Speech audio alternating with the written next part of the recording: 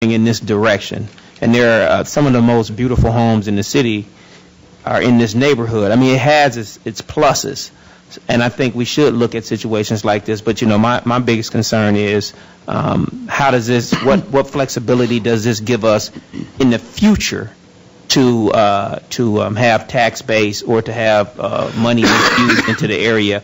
Because obviously right now we kind of like at a stalemate as far as what we can do. Something does need to be done.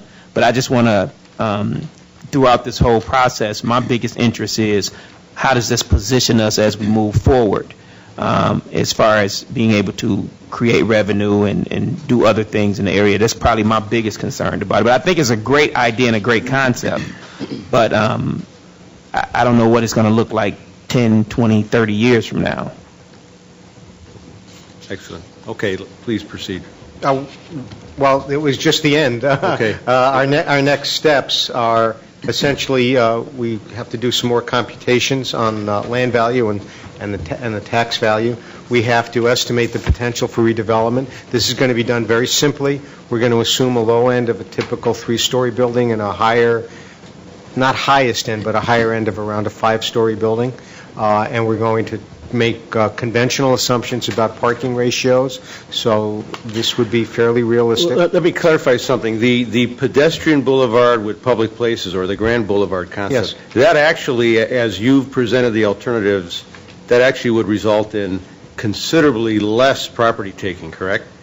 Yes, but not necessarily less potential for redevelopment, because existing properties could get redeveloped without being taken, right, just through the natural churn of events, or it could be done very incrementally. I think one of the other distinctions between the different options is how they could be implemented and staged. Right, because if I recall correctly, your offset design, or where there was a half take boulevard, down one side, right?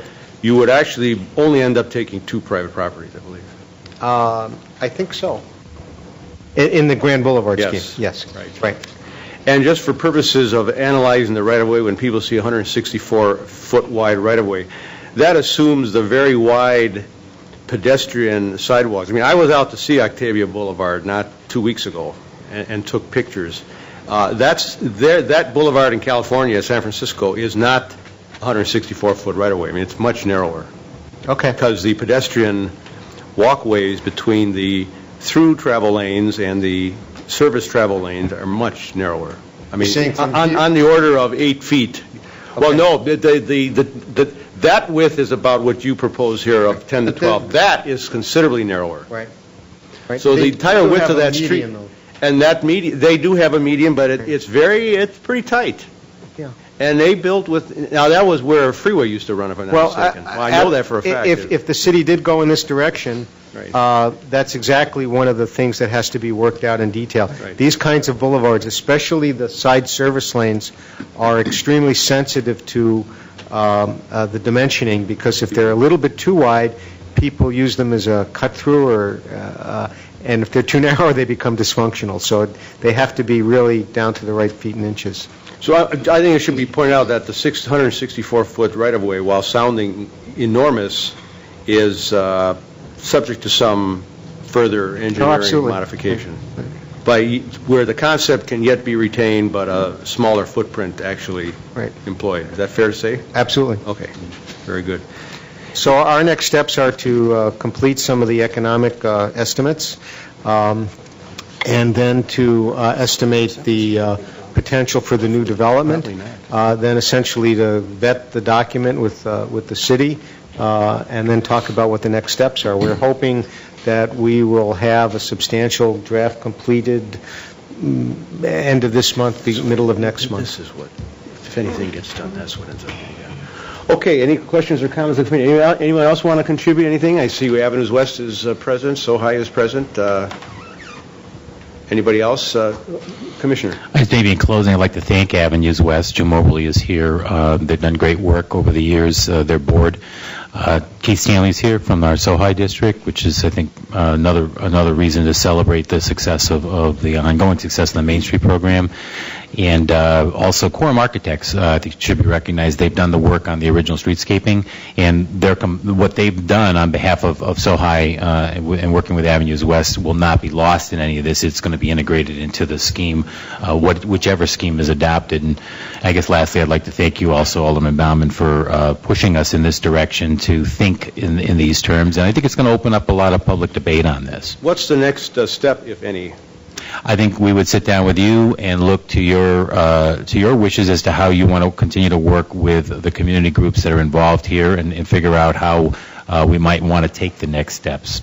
But clearly, the report will be submitted to the committee upon its completion, and we look forward to working with you on next steps and working with the community. If there were a next step, would that step be in the form of a redevelopment plan? That's one potential. Certainly, we have been working, as you know, aggressively on potential scenarios for the property that the Redevelopment Authority controls at 27th and Wisconsin. So one step might be, if in fact a viable proposal surfaces on that piece of property, that we could in fact incorporate the right-of-way that would be required for this or all three of the scenarios, well, probably two of the scenarios, could be incorporated in any deal that we would, the Redevelopment Authority would be presented with the developer. So I think there's any number of ways that we can proceed. I think what's important is that everyone understands that while we are looking at this and looking at all alternatives, there has been no decision, and this report today does not constitute a recommendation either to the committee or the council, or for that matter, the Redevelopment Authority or any of the property owners that are impacted. I really want to emphasize that this is an idea, and I think good things are born when people can think large, and I appreciate the fact that you challenged us to, in fact, do that. Okay, fair enough. Very well said. Ms. Moberly. Thank you. June Moberly, Avenues West Association. I just wanted to thank the alderman and DCD, everyone involved in looking at this and being willing to take the time, and I know there's an expense in looking at these things on behalf of the Near West Side. We have all, that the people who are working on the Near West Side with the Main Street program and the neighborhood associations been trying to pursue ways to stimulate the economy in that area.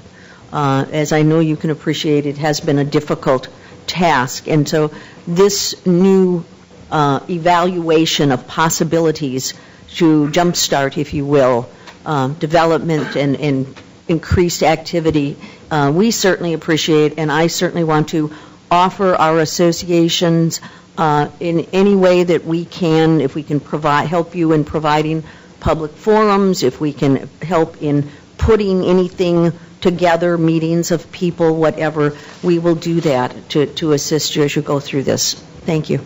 Okay, very good. Any other questions or comments of the committee or anyone else? Okay, hearing none, Alderman Donovan will move to receive this item and place it on file, and hearing no objections to order. Thank you all for coming down. Appreciate it. Thank you. Okay, next item, item 15, file number 090453, resolution directing the Department of City Development to prepare a resolution to vacate the unimproved east-west alley within the city of Milwaukee in the block bounded by West Triple I Avenue, South 43rd Street, West